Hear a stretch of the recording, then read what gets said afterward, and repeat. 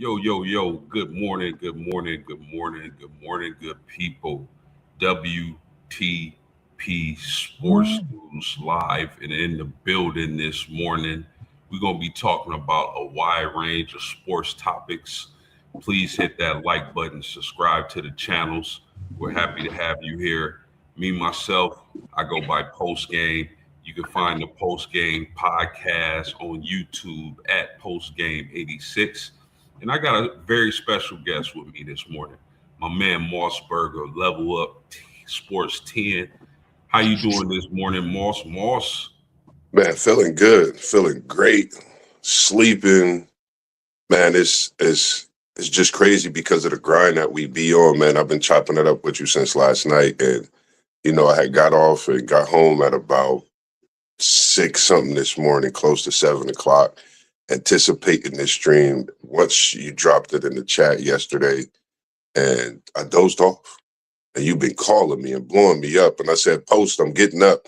I'm getting showered because we got a banger that we got to drop. And it's good to see you this morning. I'm glad to have that you having me this morning on such a just a marvelous day to start, man. Sunny here in this side of the Midwest through this crazy weather. But it's good to see you this morning. Yeah, man, this weather in the Midwest is real weird. If you from the Midwest or live in the Midwest, you know what we talking about. 1 second want to freeze and snow, the next is about 50. So they call this fool's gold weather. You still got to Yes, buckle up, take care of yourself, keep yourself warm. indeed. Boss, we might as well jump right into it, homie. Yes, So sir. Yes, sir. the first question we're gonna tackle this morning, and I was surprised when I learned this news.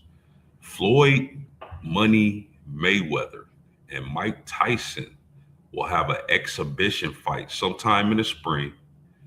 Does this fight interest you? And who you got winning? It's it's crazy to say that this fight does not interest me. I'm gonna just be all the way honest. I hope it's like a not like the Jake Paul, but we all know Iron Mike Tyson at his age, Floyd Mayweather. We know it's about money, but when I heard about it, I was like, wow. Only if we could have had a fight like this in their prime, this would be the fight to see. This would be what you literally planning for months in advance.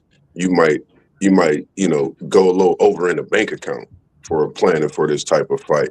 You know, them respectively in a prime, but I think it's good for a lot of reasons. Sportsmanship side, I think seeing guys like this get in the ring, just seeing them, have a picture, having that standoff with each other, I think that'd be a classic thing. Um, but for the most part, I think we all know what it's about. It's about making that pocket full and making sure that cash for the long run is good. And I don't know, you know, stuff like this. I want to see actual fights. I don't want to see no exhibition. See who gonna get the biggest bag. See who gonna wake up the next morning richer than we all are. Send some of that bread that y'all getting to the homeless that need things. I mean, I could go on and on, man. You know me, man, but it's just gonna be a good thing in some ways. Yeah, definitely a money grab. Who do you think will be victorious in this fight? Because you got Mike Tyson, who's a heavyweight. I know he's older now, definitely not the same fighter. And you got Floyd Money Mayweather, who campaigned at 147, 154 weight classes before he retired. Who you think? Do you think Floyd has a chance? Do you think Iron Mike Tyson has a chance? Now I know it's just an exhibition, but who you got winning? The funny thing, man, we really haven't heard about Mike Tyson. If you think about it, Mike Tyson went into that mode of we know what he did when he took a loss back in the day, how he went into that ball and he really didn't speak to many people. He just focused on life itself. So for me, I think Tyson gonna come out and try to do something. Personally, you know, I don't think he was happy about the last performance he had.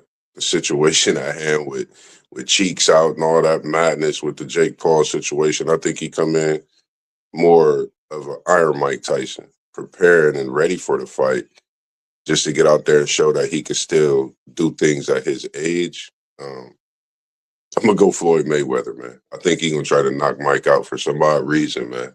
Knowing him, I think he's gonna try to do it just because. Yeah, I can definitely see Floyd using the ring, moving around, using his legs, what legs he still has left. Do you think Mike Tyson can catch Floyd? Do you think he can catch him with one of them hooks? Because if he can, even at his age, I think he can sit Floyd down, but that's easier said than done. I don't think Mike Tyson can catch Floyd. What about you? I I piggyback with you on that one, man, because if he could catch him, I think Tyson still got enough power at his age, man. If anybody know you don't want to get hit with one of them by Tyson, I don't care if Tyson's 70.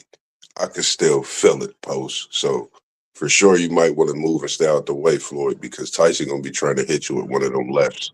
He gonna try to make you wake up and take out the garbage for the next day for that TMT squad. He gonna try to knock the Mario coins out of Floyd. For sure. Ding, ding. I mean, man, Sure. you got a heavyweight and a predominantly welterweight, a Yeah. predominant welterweight fighter in an exhibition.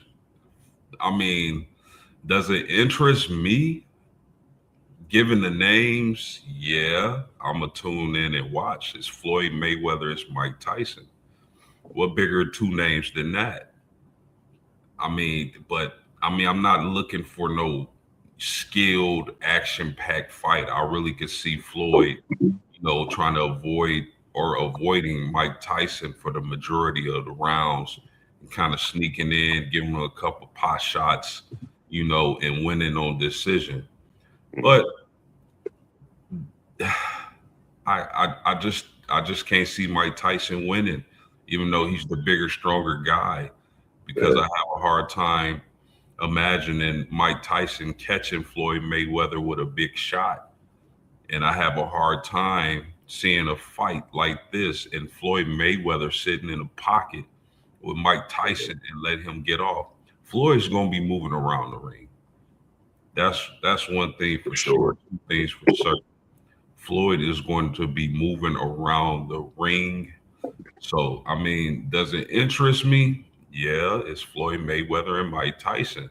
Even at ages, I'm still going to tune in and watch, but I'm not expecting fireworks. I'm expecting, a lot of moving around, cat and mouse. Mike Tyson trying to track down Floyd Mayweather. Floyd Mayweather moving around, sticking out his tongue, Yeah. hitting with the pot shots, and that's what it'll be. I don't expect no, rumble in the jungle type fight. It's gonna be what it is for these guys at this point in their careers. Any last thoughts on this fight? Real quick, a question for you in this. Like, thinking about it is because Floyd left, retired. Some people still wanted him in fights. Is this an opportunity for onlookers to take a jab and tell Floyd, come up out of this retirement? You look like you can still go. Is there any possibility? It's interesting you say that, Moss, because Floyd also announced that he will be unretiring at this age, Mm, and I believe he just turned 49. But it, the reason why it's so interesting because he's in the midst of suing, I believe, Showtime, Steven Espinoza for like 300 milli. So if he unretires, is he coming back to do more exhibitions? Is he coming back to actually fight real fighters? Is a Manny Pacquiao two fight, on the horizon? Can we see Floyd Mayweather and Manny Pacquiao mm. mix it up again, get that rematch? So, I mean, him unretiring, that's what he announced. And it's going to be interesting to see who Floyd Mayweather takes on in this advanced stage of his career. Man, it seemed like it opens the door again also for who's the greatest? Who's the greatest, of this generation? Who's the greatest of all time? You kind of start to see these things go out there. And I haven't been I have a boxing fan in my later ages as I've grown up compared to when I was watching it as much when I was younger. You know, my generation, you know, my goat that I like, he just retired. So when it comes to the boxing world, we definitely want to tap into that. We want to get those comments. We want to see what people talking about in this boxing world because I think it's special because it's going to open the door. I think for a lot of things.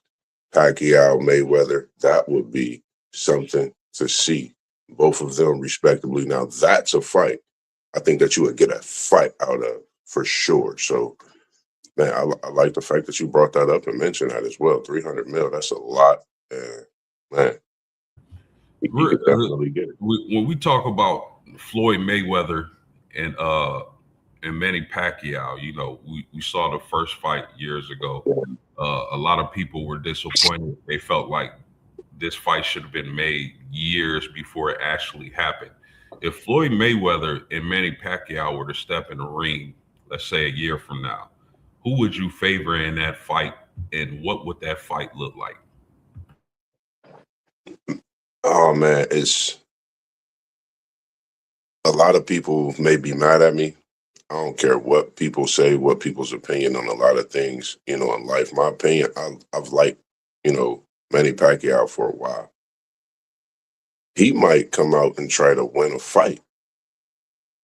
I'm going to go Manny Pacquiao. The reason I would go Manny Pacquiao is because me personally, the last fight that they had, I felt a certain way that fight could have went either way, just my opinion. So I think as close as he was to winning that fight, I think train and get himself ready. I know both fighters would definitely prepare for something like that. I go Manny Pacquiao.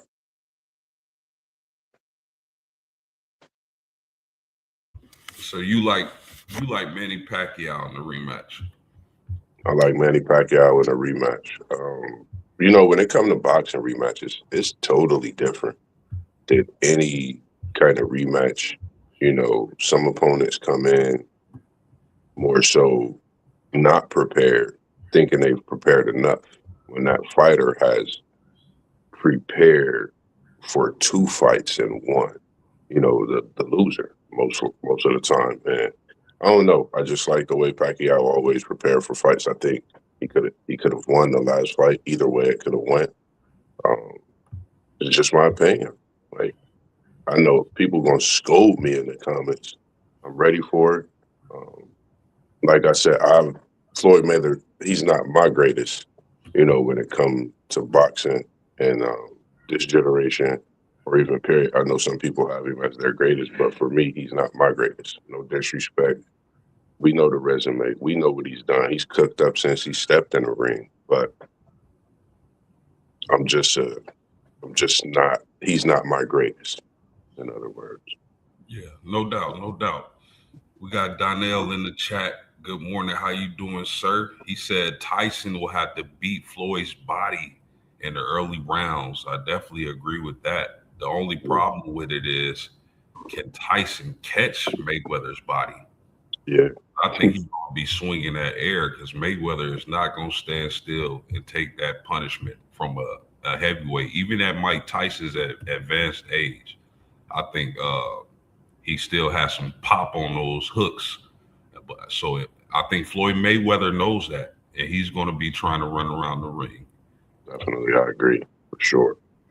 But as far as Floyd Mayweather and Pacquiao, I just think, man, Pacquiao. I think Floyd Mayweather is a bad matchup for Manny Pacquiao. I don't think Floyd is way too defensively sound for a fighter like Manny Pacquiao, who wants to go in there and throw punches at weird angles and throw punches at a high clip. I think uh, you'll see the same fight you saw in the first one, where Yeah, Floyd was defensively sound, moved around. You really can't get a good shot at him, and that's how he'll win that fight. But we'll see what happens. We got Donnell back in the chat. Floyd is a technician. Floyd over Pat. I agree. I It agree. made me it just made me think about a few people like growing up in the hood, man. Just make me think of my younger times, man. Shout out to I know a lot of people just look at things when you grow up, you never know like certain things. I was actually in a boxing ring, quite a bit, growing up in a rec center, learning a lot, inspiring with some of the, boxers that we had and learning a lot. Shout out to those from the WTP, man, Andre Cray, um, Peanut. I mean, it's so many that we had, Jerry Page. I mean, if I forget a name, Donnell, help me out in the chat, man. We had so many greats that boxed, you know, in the Windsor Church growing up, kind of gave us a big vision, man. Rest in peace to the homie Tiva, man, who was one of the best to ever do it, man. I know we had, I believe, Michael Clark coming out of there, man. We had so many great boxers. So Bonzel Johnson, I mean, we could go on and on. Of course, the one and only heavyweight champion of the world, Buster Douglas. That's the rec center. His name, Lula Pro Douglas, after his mom. So, a lot of things that people fail to realize right here in the hood. Lula Pearl Douglas. They grew up on the east side, and just a lot, went on in them days. So just shout out to everything that's happened in my childhood. Just learning a different aspect from the boxing side as well. So I I got a question for Donnell. If you're in the chat, my man, let me know your thoughts. And if you this for you too, Moss. Like, Mhm. do y'all think the Floyd Mayweather Mike Tyson exhibition is um, fight party worthy? Are you gathering the homies around, you know, and everybody getting together? You got them good eats going. You probably got some adult beverages and whatnot. Is this like fight party worthy? I'm a, I'm gonna be honest. I'm gonna say the reason I would say yes is because I know the fight is what you bringing everybody together for, but that togetherness that you can make happen out of a Tyson and Floyd Mayweather party, I think is impeccable.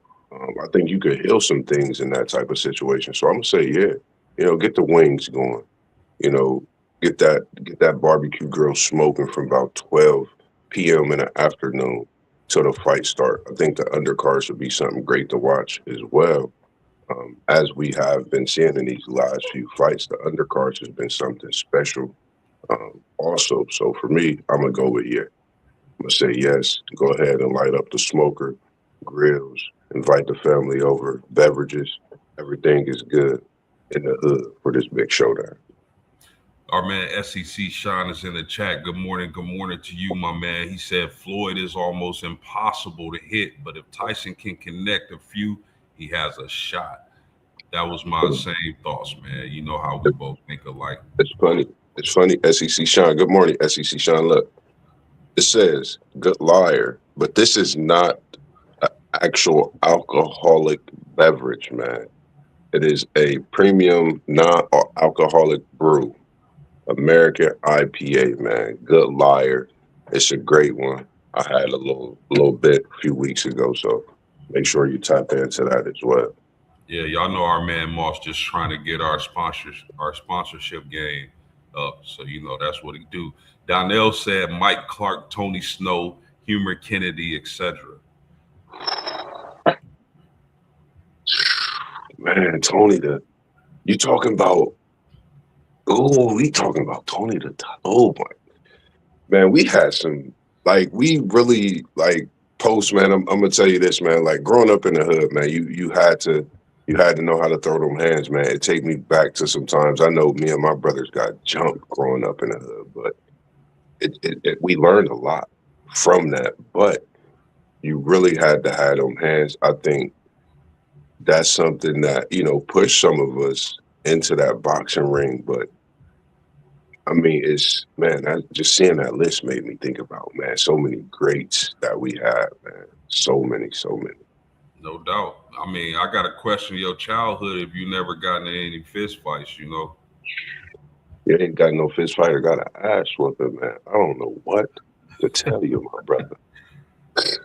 Donnell back in the chat, he said for sure, if Tyson come to fight before the old school, we will tune in, show these young ones how true we used to do it. That's a fact. Yeah. That's a fact. Any closing thoughts on Mike Tyson, Floyd Mayweather, Moss, before we move on? Let's get ready to rumble. That's all I feel, man. That's all I see. I'm ready for it. I'm excited. I mean, there's nothing really else out there entertaining outside of what I've been seeing in my guy, Shakur Stevenson, what he just did in his last fight. Um, like I said, man, if you out there, you want to tap in with this boxing, um, feel free to reach out, man. We definitely want to tune into it more. Nephew, IBs, I know you're gonna be doing your thing, so I'm definitely looking to get you on sometime soon. Great Griffey Griff, how's it going this morning? It's good to see you in here, boss. Good morning, man. What's good, man? What's Doing going pretty on? good. Good morning. Griffey Griff, you came in just in time. I'm always happy to see you on the stream. I really like what you bring to the table, your sports knowledge, and it's always a great show when you're able to attend, my man. So Appreciate it. you in here just in time. The question was Floyd Mayweather, Mike Tyson will have an exhibition fight sometime in the spring. Does this fight interest you, and who will win? The floor is yours, my man. I'm a pretty big boxing fan. I'm a fan of both of them. You know we you know what we seen the last time Tyson was in the exhibition against Jake Paul. Jake Paul's a lot younger than Floyd, and and could have opposed a lot more damage to Mike than what Floyd can. But this fight doesn't interest me much in the realms of picking a winner or whatever. I think Floyd probably would win if it was a winner. I don't think Mike would be able to get his hands on Floyd. I think Floyd would still be able to move move his head around, avoid Tyson's punches, and be able to connect on Tyson by not having the quicker reflexes, being 60 something years old. So yeah, I don't have no interest in this fight. I see Floyd winning it if it was a winner determined, and I don't. That's about all I got to say on it. I don't. It doesn't interest me at all, and I'm a big boxing fan, not one bit. Smash the like button if you're in the building. Smash that like button. Griffey Griff, let me ask you this then, man, because I think we all shared similar thoughts on this fight. Yeah. Is this fight party worthy? You gonna be getting the homies together, getting them good eats. You know, you could get the homies together and probably have a good time watching it. I ain't gonna say that. You know, it's gonna be entertaining. You know, it is Floyd Mayweather and Mike Tyson. You know, they ain't no little dogs. Them is two big dogs. So you can definitely get something together and get it going on that night and have a nice time watching the fight and enjoying it, whatever, whatnot. But still, in all it won't interest me one bit. Like I'll tune in. Don't get me wrong. Somebody happened to invite me over if I was to watch it. It was a free fight on Netflix or whatever. I would definitely tune in. But still, to answer your question, yes, I think it could be a get together type of thing. But as far as the interest goes and being excited about it, it's scale of 1 to 10. I give it 1. Okay, Give okay. it a 1. Respect. Man, a lot of thoughts, a little bit of a buzz about this fight, but let's go ahead and switch gears and turn our attention to the NBA. The NBA, the NBA action resumed after the All-Star break. So I got a question for you fellas, and I'll start with you, Moss, and then Griffey Griff. Currently, who is your NBA MVP? You got guys like Shea SGA, Nikola Jokic, Luka Doncic, Cade Cunningham, Victor Wembanyama. You got a few guys that I think are being slept on as far as the NBA MVP goes. Moss, who you got as your NBA MVP currently? If if you know me, Post, you know who I got right now as the NBA MVP right now. I've been watching this young man from Oklahoma State days. Monster, built like a, I don't know. Like everybody say LeBron 6'8", 6'9", 250. It's another guy. Double C's, Cade Cunningham. Right now, I'm taking as my NBA MVP. This young man has brought winning back to Motown. They've been talking about the bad boys. They've been talking about championships in Detroit. It started with a leader. That's what propelled them to those titles back in the 90s, in the 80s to the 90s, and that's what propelled them to those 90s with that team of Ben Wallace, Rip Hamilton, as we called him, Chauncey Billups, Tayshaun Prince, the whole game. You know, Wallace. I mean, it's just so many stars they had. So I'm going Cade Cunningham, the leadership at a young age, and he got these Detroit Pistons looking like a serious threat as they just beat those Knicks earlier in this week, as we just seen in a great game. But they showed why, and Cade is my MVP. You got Griff. I don't know if you know. I don't know if you noticed, Moss. A couple of weeks ago, I asked this question on Facebook, and my answer was Cade Cunningham, and I also said it after the game the other night when he destroyed my New York Knicks with a 42-point double-double, almost a triple-double, two rounds away. I posted that I thought he was the MVP still, but I looked at the list of MVP candidates, and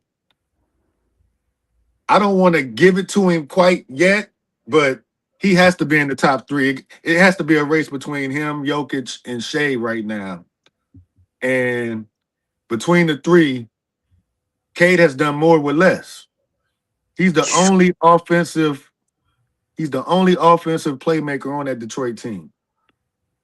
He's the only person that can get the ball, put it in his hands, and make something go happen. Cade is the one and only guy on that team that can do that. And the Detroit Pistons, even without him, they've been winning games. But Cade, what he's done, they're having the best record in the league right now.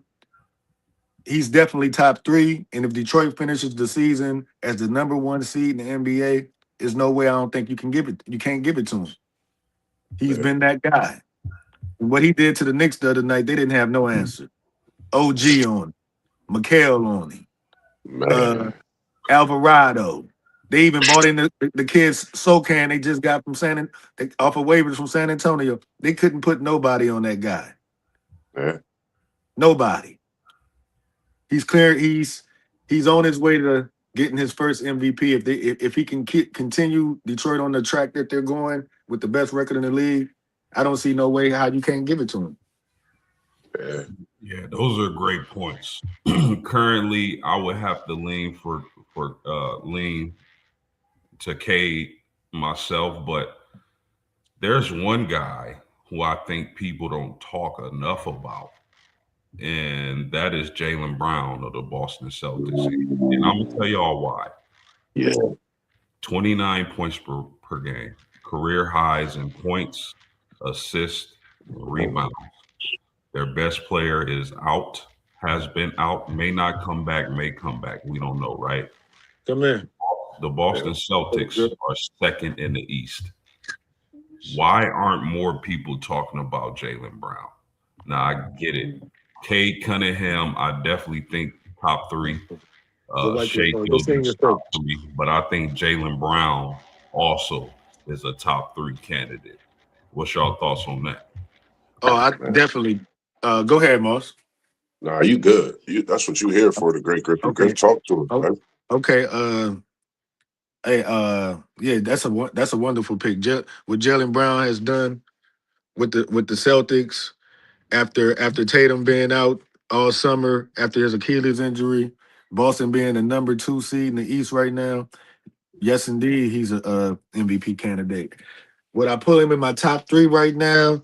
It's kind of hard putting him over Shea or Jokic or even Cade, because I think Boston Boston, even though their supporting cast isn't that much better than Detroit's, they've been together for some years and they got championship pedigree. That's why I would put Cade over him right now because he's working with Moore and they've been there and done that. But that doesn't take away the fact that he's playing like an MVP this year. And big kudos to him because everybody thought Boston was gonna lay down this year and probably fall into the lottery or something. And they're the number 2 seed in the East, and it's mainly because of what Jaylen Brown is doing with his cast of teammates he has up there in Boston. That Yeah, statement right there, what you just said, is exactly why I'm so high on Jaylen Brown this season. Go ahead, Moss. yeah. I think when you think about Jaylen Brown, this is a guy I watched come in from high school, go to Cal. People forget he played 1 year of college basketball. Well, everybody was being the big shot at their school. Oh, Jaylen Brown was over here at Cal, putting the spin move on, pulling up at the free throw line, hitting buckets, averaging almost 20 a game as a freshman in college basketball. Went to the Celtics, took him a couple years. He got his running man. He got him a finals MVP. Jaylen Brown is very respectably right behind Cade Cunningham. I mean, like you said, the season averages, and for him not to have a Porzingis, not to have a Jason Tatum, but to lead this Boston team to feats no one, even in TD Waterhouse in Boston, feel that they should be where they're at. But oh, who's there? Mr. Political, Mr. Man himself, Jaylen Brown. And I think, it's so much that goes on in what Jaylen Brown does outside of basketball. And we can save that for another show, but I think they need to put some more respect on his name. I feel you with that. I was looking at that and the way he even performed All-Star Weekend. I think he was putting us on notice with that performance on the weekend. Like, hey, don't forget about me. The Celtics, we still here. We just won a title within the last few years, so don't count us out. And if my man come back, we really gonna be ice cold. So I think you're looking at an old school showdown. And if you think about the Pistons and the Celtics back in the day, how they used to go at it, it could be a Cade Cunningham versus Jaylen Brown in the Eastern Conference Finals. Don't Just sleep saying. on them. Don't sleep on them Cavaliers. They coming. Them Oh no, Cavs are yeah. them I Cavs mean, are for right coming. now, I really like that Cavaliers team. yeah, I really they like that definitely look Cavaliers good. team.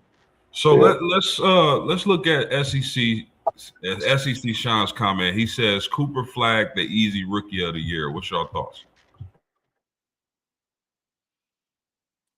He ain't seen Dairy Queen nah. A because lot of people ain't seen Derek Dairy Queen. Queen is right there. Dairy If Queen you, is right there. yeah, you put stats there. I mean, I think everybody wants him to be sometimes. You know, I mean, he's proven what his selling floor going to be. We seeing what he's going to do. Sometimes for me, you know, if you think about a Duke player, nothing against him. It makes me think about when they picked Kyrie this high, and he went to Cleveland. He didn't have his king. Coop don't have his Batman and Kyrie. So Kyrie is not LeBron. I'm not, comparing them to in any way, but look at the record.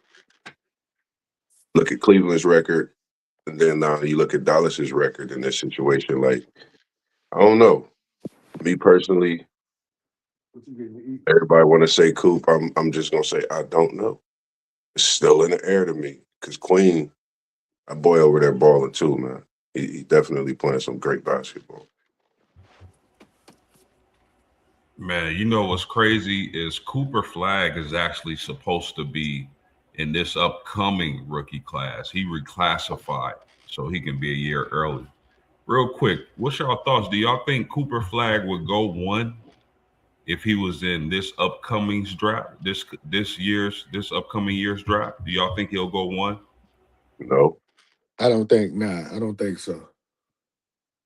I don't think so. Got you, got you. man, he might not go top 5 I the think way he'll this I think he'll class fit in. is. I think he'll fit in at 5 somewhere. but I don't see Right not at five. number one. No, I don't. No, it's just too. If there's too many. There's too many. There's too many other. Too many dogs in this class. Cooper Man, was a clear cut number one coming out last year. He wouldn't be this year. yeah, for sure. I couldn't see it. I mean, you think man, if we could combine last year's draft and this year's draft, it would be crazy how many people wouldn't get drafted. That was, like that. It's something what this draft class this year is doing. I think moving forward for the NBA, I think this is going to be that draft class, man. That arguably 5 to 6 years down the road, we like, wow, these.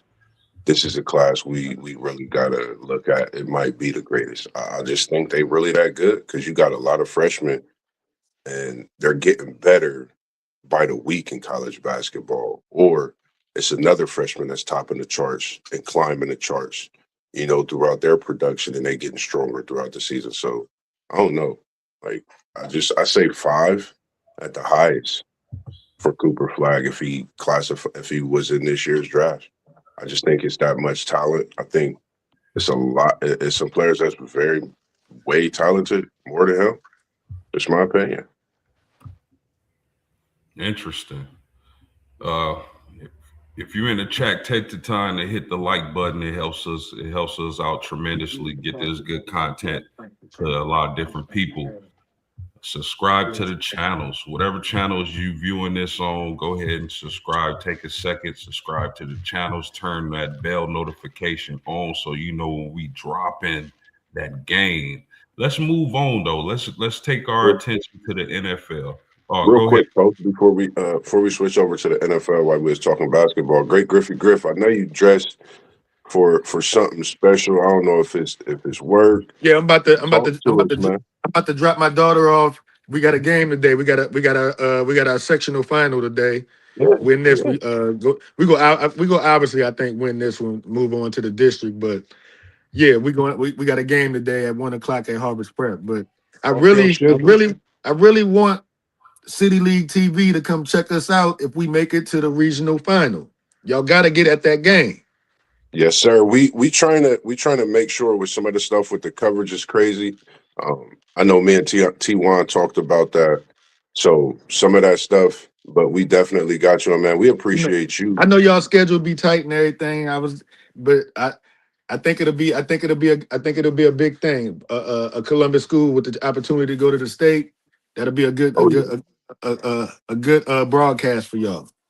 for sure. And man, just appreciate you and your journey from Yeah. from small up into this, man, with your daughter and her journey with basketball. A lot of people don't know how good you were at basketball, but it's in the Okay. genes. And just get that win today. Yeah, You we gonna know, get that.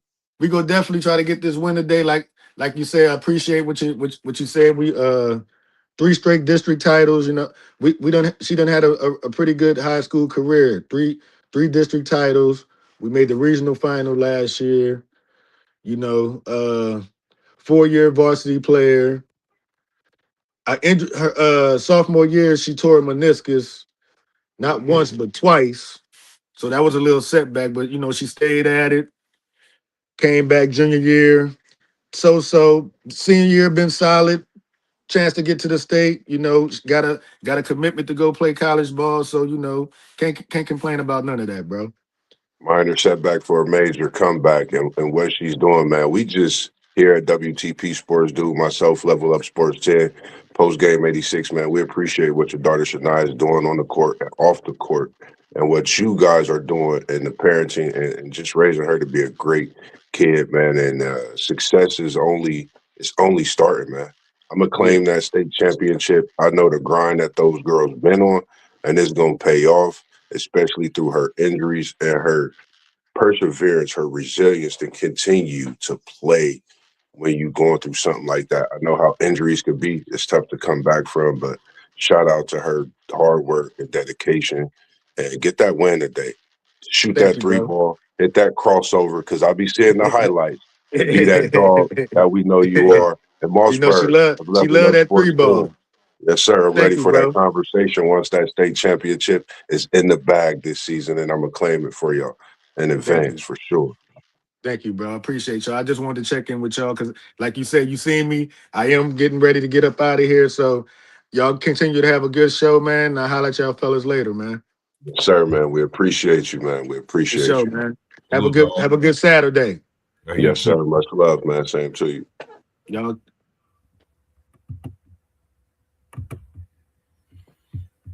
Man, my man, it's a lot of man, I can't wait for my babies to get into basketball and all that. Try to go Man, to my the game. daughter, I got word that my daughter, man, she's going into her freshman year next year. She's doing volleyball. Bro, I am stoked. So when the young ladies is doing sports, man, it's something special. You gotta be a dad to understand that, man. None of my daughters chose to play sports. This is gonna be my first daughter that chose to actually play at the in the middle school level. My oldest, she played for 1 year. Me and her talk about it, which is funny still to this day. A ball bounced off the wrong way. She said, "Nope, I'm good," and it hit her. And still to this day, she said that was the reason she stopped playing. So I mean, respectably, she's an RN. So I'm not mad at you for putting the ball down. You still was a student athlete and doing something special today. So enough of my jabber, man. Cool. Let's move on, man. Let's switch gears. Let's go to the NFL, right? The question is, if you were the Browns GM, will you move forward with Shadeur Sanders? And if so, what would you be looking to add around him? The floor is yours, my man. And I'm moving forward. I'm keeping 12 on the roster. Why get rid of 12 when you got all these picks and all this availability to get the offense right? You got the all-time sack leader on the defensive side of football. What you worried about on that defense? Get the offense right. Get your door right. Get that man some weapons so he could show us what he could do. And so he could just show y'all that y'all made a mistake. And I'm thankful because one thing is I know it's timing. He know perfect timing. So it was at the right time, right situation. He in Cleveland. Now it's time to get those much needed weapons so this boy could have a successful NFL career, as we seen him do at the college level. Yeah, I agree. I would go forward with Shador Sanders. Um, I was very high on Shador Sanders coming out of college. I think he should have went way higher than where he went, but that's another conversation for another day. Here's the thing, Moss. Every single starting offensive lineman for the Cleveland Browns are free agents, are set to hit free agency, right?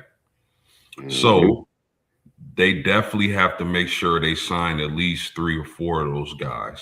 They have to solidify that offensive line. Now, when it comes to the draft, they'll have the opportunity to take one of those great wide receiver in the first couple picks, or they can go grab one of those elite tackles in the first couple picks. Then come back around in the 20s, whatever position you didn't take in the top, what, five or six picks, 5 or 6 picks, yeah. either if you went wide receiver early, take that tackle. Monroe Freeland from Georgia, take that tackle at the back end of the first round. Or if you go tackle first, maybe a Denzel Boston is there for you to take in the latter part of the draft. But you got to solidify that offensive line. You got to get another elite young wide receiver for Shador Sanders because Yeah, said that defense is devastating. I think that defense can be one of the better defenses in the NFL. And all you got, the running game is solid. Get you the tight end position. We know the tight end position. They got really good tight ends in Cleveland. Get you yeah, a young stud at wide receiver, solidify that offensive line, and let's see what Mr. Sanders can do. yeah. I think it's something because with the picks and the way things are looking, I think with the way things went, and I think about this now, Perfect timing in Shador coming in. Now you have this availability when it comes to the draft itself.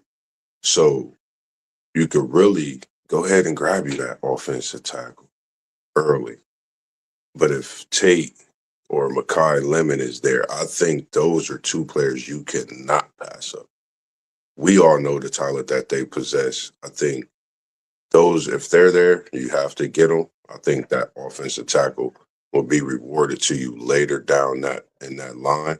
But if you have that availability in that tackle, like Francois out of Miami, I think you have to take him because we know he's oozing with talent, as we've seen Campbell from LSU and him being in the Super Bowl this year, being a Patriots rookie. So I think these young guys, man, you got to get them because they're beneficial. They don't just protect the quarterback; they put people on their backs. So got to get them big boys to make sure their job is taken care of and secured at the QB position also. Yeah, for sure. Donnell back in the chat says a great offensive coordinator that allow him to get the ball out fast. I agree. I agree for sure. You got any more thoughts on what the Cleveland Browns can do to help Mr. Shador Sanders be successful this upcoming season? I think they just got to surround him. I think we hitting it right on the nail. They just got to surround him with the right pieces. And it's good to see Miss Angel Farah in the building. And I'm glad you came in, man, in the comment section. Appreciate you tuning in and joining, ladies and gentlemen. Mossberg is working on something special. We actually have a sit-down meeting next week. I'm not going close, none of the details, but just know we working on something groundbreaking to bring to the podcast channel, to the show. And I think you'll love it. Post game, I think, man, you chopped it up a little bit about it. But I think you'll love it. So, man, I'm glad that you are tuning in this morning, and I greatly appreciate it. No doubt, no doubt. We appreciate the support. Please, if you're in the chat, smash that like button. It helps us out tremendously. Subscribe to the channel, whichever channel you watching from. We live through quite a few channels on YouTube. So wherever you at, go ahead and subscribe. Smash Yeah. that like button. Make sure you check out her channel. And she just dropped a new album, great music. I mean, I really don't even classify it right now in any genre. It's great music. So make sure that you tune in to that as well with Angel Farah. Let's welcome in our man SEC Sean to the channel, to the stream. I mean, how you doing this morning, my man? Man, we're good. I was just chilling.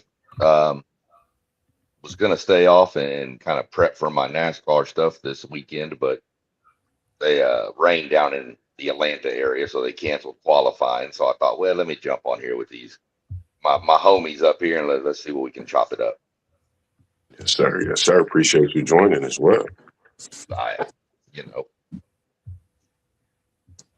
is what it is. We're gonna jump on here in a little bit. After we done with this, I'm gonna chill, and then around noon, 12:30, I'm gonna go live again with laying everything out for the race weekend. All the lineups and all that stuff. So make my fantasy picks, things like that. No doubt, no doubt, no doubt. So, fellas, man, it's a heck of a week for college basketball. There's a lot of great games on this weekend, even some last night. But today we got Arizona at Houston. What a huge game in that Big 12 conference. Two of the better teams in the country.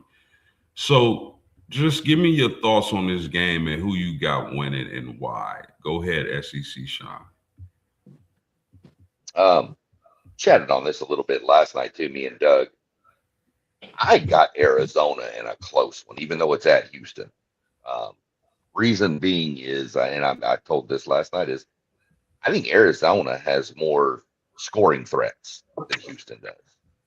So I think if it comes down to the last couple of minutes of the game, I think Arizona has more options to score. And I just think Arizona's a more complete, well-rounded team. Not that Houston's not a good team. Don't get me wrong. I expect this to be a dogfight, but I mean, this is a Final Four matchup right here. This could be this is a national championship matchup right here. So uh, that's my take on it. I got Arizona in a close one. And I think this was probably one of the tougher games for me for this weekend. But I watched this team last week. I'm going Houston. I'm going Houston, man. I'm a big fan of Kingston. I'm not in Jamaica, but Kingston Flemings. This kid is special, man. This young freshman. I look at comparisons to Derrick Rose, man. What college basketball team putting a true freshman point guard, putting the ball in his hands in crunch time? We've already seen him get a 40-point performance. You've got multiple 30-point games this season. Then he got the senior Sharp. You got a couple weapons that can shoot in Anderson. I forget the other transfer's name. But this Houston team is really good. You know, after watching them, I'm going with Houston at home. I think this Cougar Dome get the rock in the day. I think Sampson has these boys ready. And this is a big win. If Houston could get this, I think it's a big win. It could push them in position for March Madness. I think this is what takes Arizona out of that number one seed, out of them first four number one seeds, is this Saturday's loss at Houston. So I'm going with Houston. Yeah, fellas, I don't know who to pick in this game. The fact that Houston is at home worries me for Arizona. The fact that Arizona won't have Cole Pete worries me. So I think Houston is definitely the favorite in this game. Um, to me, it's going to come down to guard play. We got some exciting guard matchups today. With you got Bradley and Burries, you got Kingston and not Kingston, but Flemings and those guys. So to me, it's going to come down to second chance points and who's able to win the guard matchups, like Bradley and Burries. If they can outscore those guards at Houston, I think they'll put themselves in the good position to knock off Houston at home. If they have to keep this game close through the duration of the game, they can't let Houston take off. They definitely got to keep it close and try to steal one at the end, because this is a really good Houston team, and this definitely could be a Final Four matchup or possibly even a national championship matchup. But the rebounding for me is going to be key, and who's able to shine and win those guard matchups. Any more thoughts, fellas? Yeah, I think just start itself with the rebound. And being a BYU fan now, watching us play both of these teams, rebounding was crazy. Like those teams, they definitely will get after it on the boards.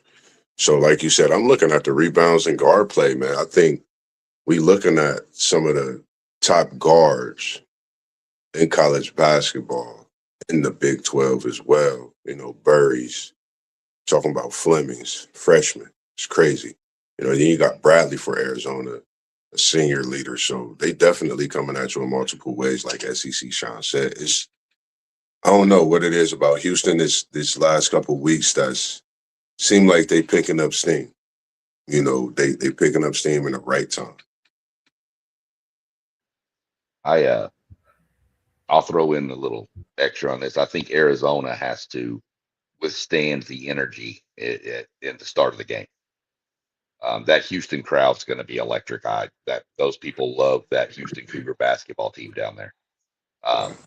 It's going to be crazy. Arizona has to. If Houston jumps out to a double-digit lead, that place is just going to get more and more and more hard to do anything in. And you hear about communication in the college football with the crowd noise.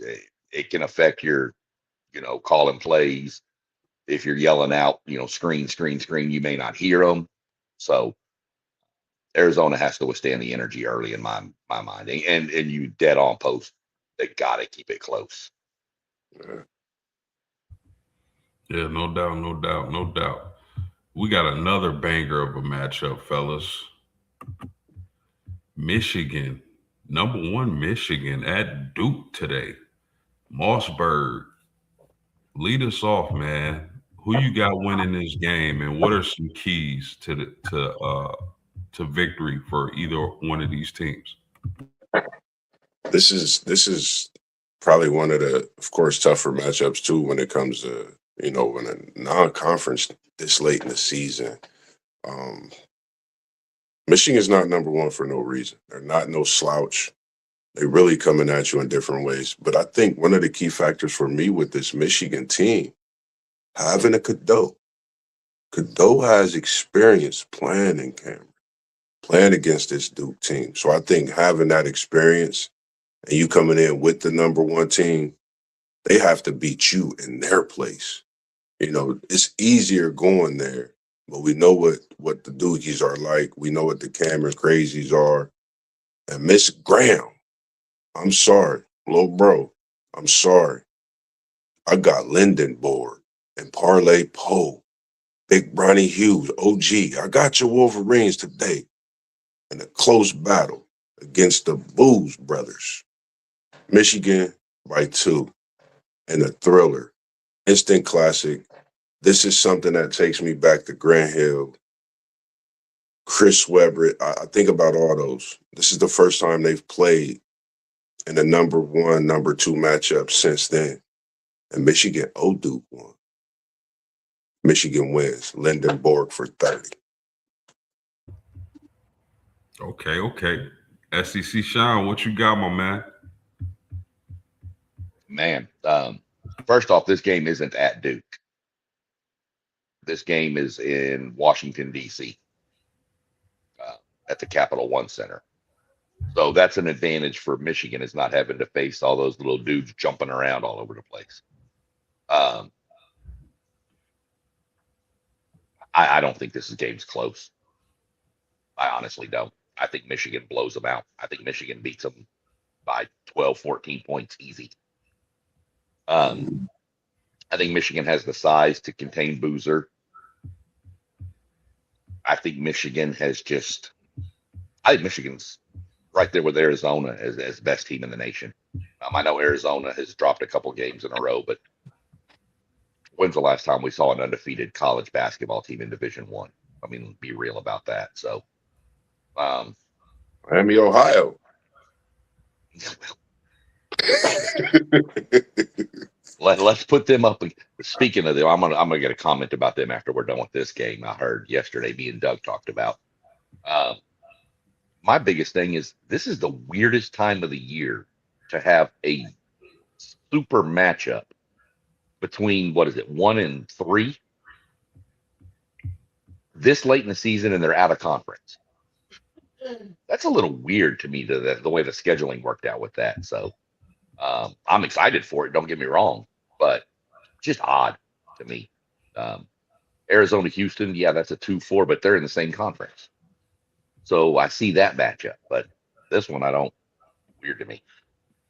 Some new thing I think they added on their schedule where they play that late non-conference game matchup like this. So yeah, it will be at a neutral site. Man, I love this matchup. I don't know how we got blessed like this at the point of time of the season it is, but I'm happy we got this matchup. For me, this game is going to come down to which one of those bigs for Duke or Michigan can avoid foul trouble. Can Lindenborg avoid foul trouble? Can Boozer avoid foul trouble? Because to me, that's the most intriguing matchup that I'm looking forward to on the day. I love Lindenberg. I love Boozer. These are some big, strong guys who can score, who can rebound. To me, that's where the matchup is. Can those guys avoid foul trouble and stay in the game? I'm going to lean towards Michigan today. I like this Duke team, but I think this Michigan team is legit and they're the real deal. And I can see them pulling a close win today against Duke. I know Michigan, like Mossberg says, owes Duke a little something from the past, and I think they're gonna get it done. I think the world of Lindeborg, man. I just think he's just a physical, throwback guy, Yeah. So, and if you know anything about his story, he had to overcome some things to even play the college game. So, I'm gonna go with Michigan today, fellas. Any other thoughts on this game? Sarr and Evans, two names that I think about as big X factors. And I think this game for big for both of them. They coming off stretches of playing great basketball, shooting a three defensively on both of their part. If Sarr and Evans combine for 5 threes in this game, that could smell trouble because that means they're stretching the floor. That middle is open. Boozer is figuring things out. When Evans and Sarr is on, their defense, they rise. So I think those are two players that I'm looking forward to watching today, see how they play in this big game against Michigan. Their size and athleticism, I think, playing a big part as well against Michigan's size. So those are the two players. I think Boozer's going to be all right. I think he's going to be Booze. And we really haven't had that matchup of where we looking at him like this number 1 pick versus the number 2 pick. So you can really look at Boozer and watch his quality of the way he plays today and look like, man, where do he sit in the draft? Because this kid is special. I've been watching Boozer and he could go. So even though I got Michigan, those are my things to look out for. Evans, Sarr, big time X factors, opening up that middle for Boozer to put in work. No doubt, no doubt. SEC Shine, you got anything else on this matchup?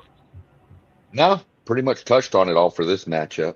Um, Only thing I'll mention is if we're done with this matchup, if we're ready, I heard some stuff yesterday about that Miami of Ohio team that kind of made me raise my eyebrows. I don't know if y'all seen or heard it. Go ahead. Because their strength of schedule is so bad, they're saying that if they lose a game and if they lose a game and don't win their tournament, they could be left out. I don't see how you can leave like a 30-1 team or 30-2 team out of the tournament in my mind, but that's been thrown out there that because of their strength of schedule, they could be just left out if they don't win their tournament or if they lose a game. And I'm just like, okay. And if you're a bubble team like my Aggies are a bubble team, you don't want them to lose because that's if they do get into the tournament and whoever wins their conference tournament, that's a bid stealer. Yeah. So I'm kind of curious what your thoughts on do you think that a team with, let's say they finish the season 30-1 and lose in the semifinals of their conference tournament, do you think they should be left out because their strength of schedule is so weak? I don't think so. That's my opinion. Go ahead. I don't think they should. I don't think they should. I think, your schedule is your schedule. But I don't think they got to make sure they win their conference championship to solidify that spot so they can't take anything from them. But relying on the strength of schedule is going to be tough. I personally wouldn't leave them out, but we know the NCAA is the NCAA. So if I'm them, I'm focused on winning that conference championship so they can leave no doubt. Yeah, man, that's tough. I say the same. I'm in the same way. They just gotta win. And then it makes me think, oh, well, now here we go. We got to put this into another few more teams into the tournament. Got to stretch out this tournament now. It's been 68 for so many years, play-ins now. So now they're going to have to go reevaluate that, instead of those first 4 being out. Those first 4 are going to be in, and they're going to have to figure out, what they do from there. Put a couple more teams in. But I think they're going to definitely make the tournament committee figure some things out. If they don't win a championship, but I got Miami winning that championship as well this year. It's great to see what they're doing in college basketball. Make it the committee use they noggin. Let's go. Yeah, that's a really good question. Man, this has been a real fun show. I've had a ball. We're down to our last question. Um, I think it's pretty exciting to ask. So, you bring back any athlete ever and drop them in the sport they played in their prime, who would it be? And how would they do in this current era of their respective sport?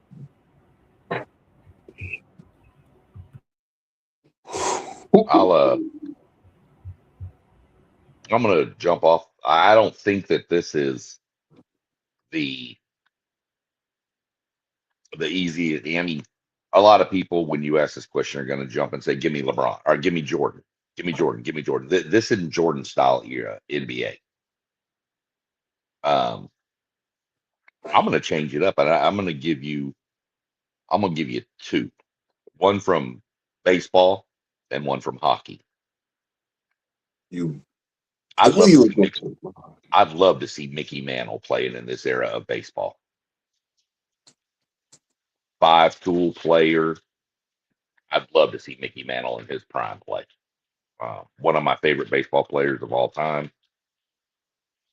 I think he'd be phenomenal in this era of baseball, especially with the ability to have a DH. I mean, you could just let Mick have a couple days off to rest his knees and just let him just smash.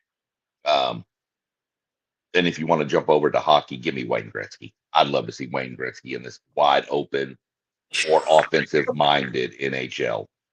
Um, I think he would be phenomenal to watch in this. So those would be my two. You was in my back pocket with that Gretzky, man. It's crazy because knowing how I thought about that record, I had Wayne Gretzky. I had him, like, that was who I had chose. Um, man, but then you made me think with the second one. I know, man, FanDuel Zay gonna feel me. Rest in peace to the late great, man. I'm bringing Kobe Bryant with that Mamba mentality to today's NBA. I thought about it. Wayne Gretzky was the one. I'm bringing Kobe to the NBA because the way he taught so many people in the game of basketball as he was great in his prime and as he continued, before he retired. So, and rest in peace to the late great Kobe, man. But I would bring Kobe back, man. Nothing like watching the playoffs, knowing when Cole put on that purple jersey and he on the road that he dropping 30 to 40 points. So I don't know. It was Kobe for me. Wayne Gretzky was the one I thought of outside of that because seeing that hockey record broken this past last year, it was something special. So I'm going with Kobe, bringing him back to the NBA, getting that All-Star game going, getting that competitive spirit, giving some of this young generation that Mamba mentality because they definitely need it. Man, this is such a fun and interesting question because there's so many greats across any sports league, any Yeah. professional league that we could see if you drop them in this era in their prime. How would they do? Would they dominate? Would they just be an average Joe? A lot of rule changes. I think if you drop Mike or Kobe off in this era, I think they would average close to 40, if not above. It's so wide open. It's rare defense.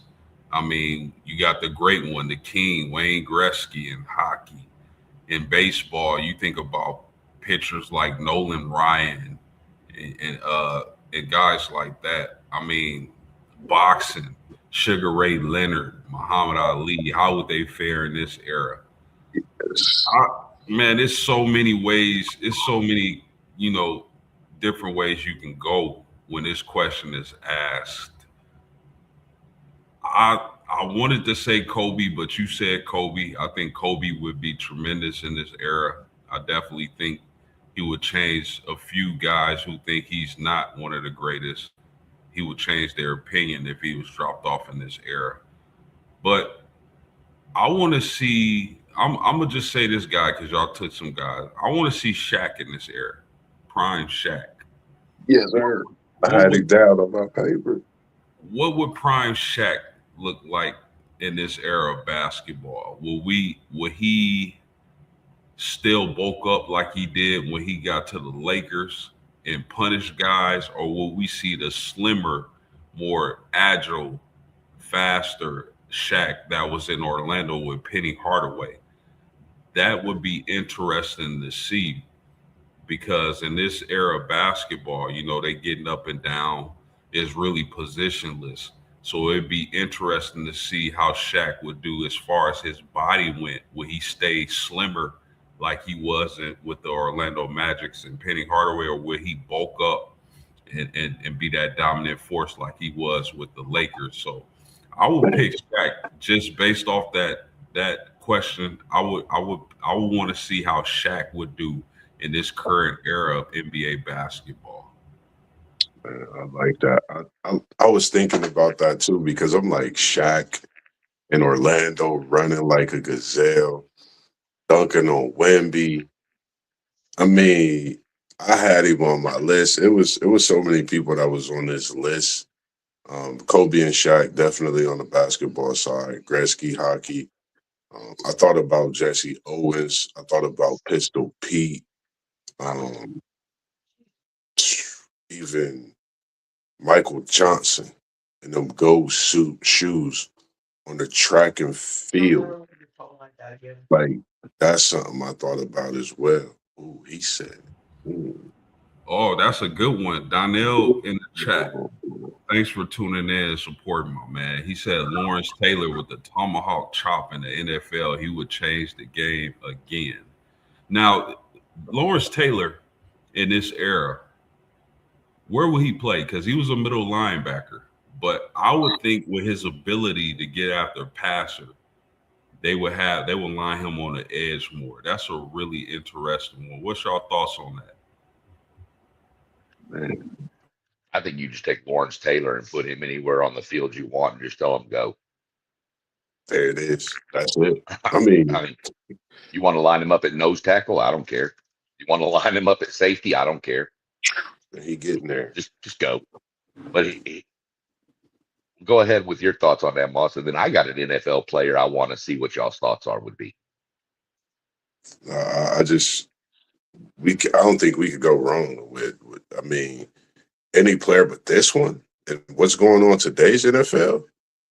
Man, man, go ahead, SEC, Sean. Taylor Well, special. to put it a little bit, we mentioned some different sports and players, which was good. I'd love to see it.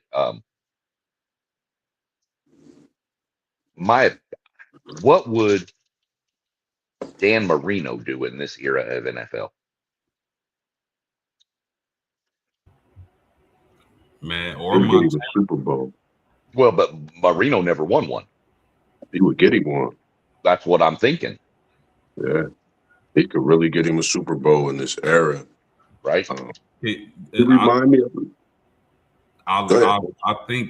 I think Marino, because a lot of people don't know, a lot of the younger guys don't know, or sports fan period, they don't know the kind of arm talent Dan Marino had. And with today's rules in the era, I think he would be slicing up defenses. Like you would see like multiple years of 5,000 yards passing, Yeah, multiple 40 plus touchdown years. I Yep. mean, the reason why I say a Joe Montana, they you can't bust up the quarterbacks like you did when he played. So what Marino guys like Montana, I think they would absolutely dominate this era of football. I agree, man. I think Marino, a lot of, like you said, a lot of people don't know who he is. You watch Matthew Stafford. This is Matthew Stafford is this era's Dan Marino, just my opinion. The way he throws the ball, his yardage, and what he do, even though he got him a Super Bowl. I look at Stafford at how he was going in that way, but Marino would definitely get him a couple Super Bowls, man, possibly a back to back. Because I mean, we know what he could do with the ball offensively, but just the way, as you said, he spin that thing like accurate, gets the ball there. I mean, special, elite. Yeah, you could. I mean, you could take almost any of those quarterbacks if you think about it. Marino, Kosar, um, you know, with the ability to throw the ball like you can now. Marino was putting up 3,500 yards in the 80s In the when 80s, nobody man. threw the ball. Yeah. He might hit 7,000 in this era. You know, you give He him might have. his fun bunch back. What was it? Mark Clayton, Duper. Give him the Mhm. you know. Man, that's crazy. Yeah, it's so many different. I mean, it's so many different players we can talk about from the past. If you threw them into this era and how they would do. Donnell had another interesting one. Mike Vick. How would Mike Vick do currently in his prime?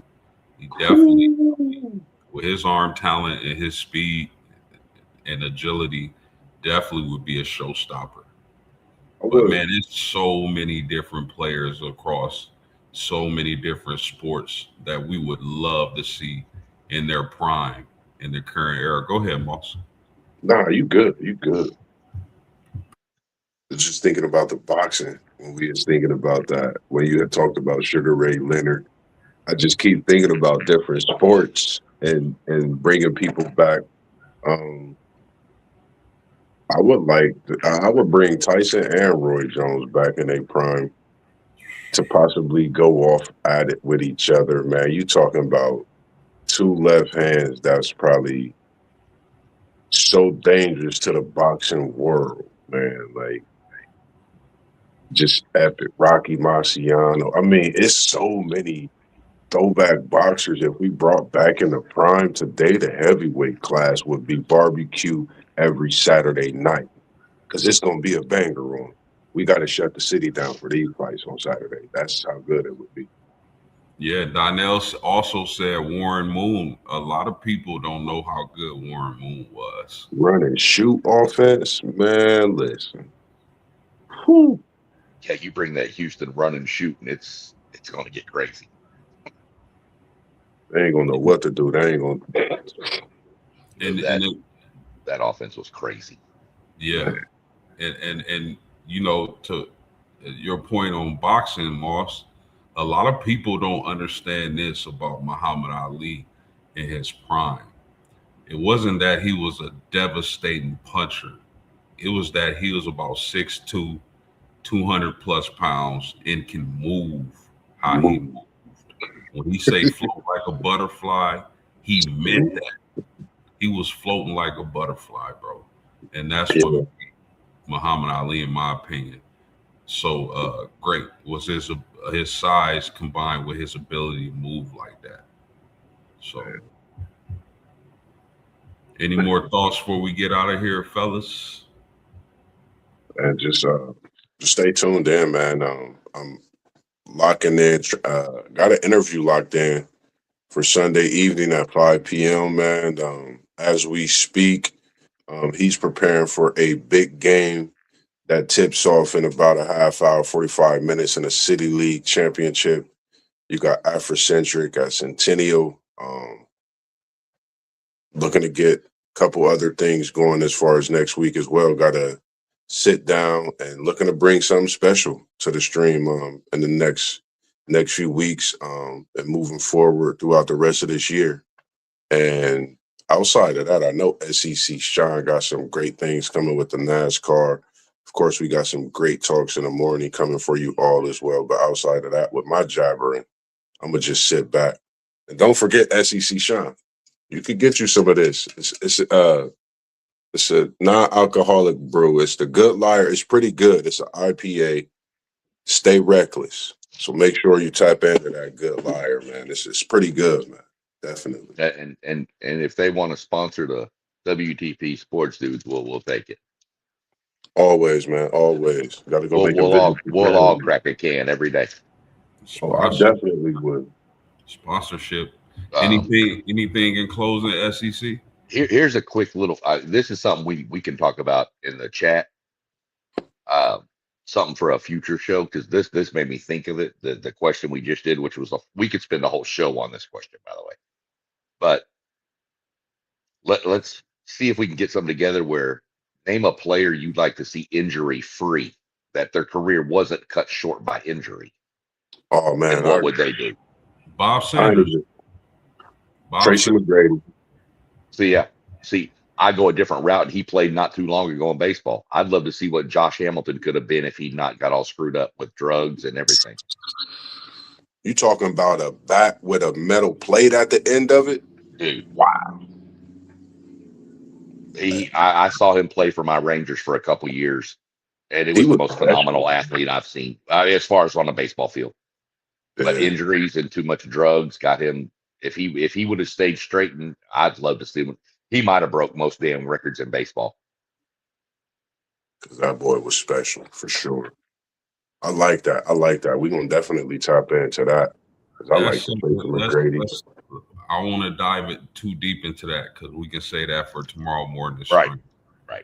That's an excellent question. But off top, I'm just going to say Bob Sanders. What a devastating safety that was. But I mean, great show, fellas.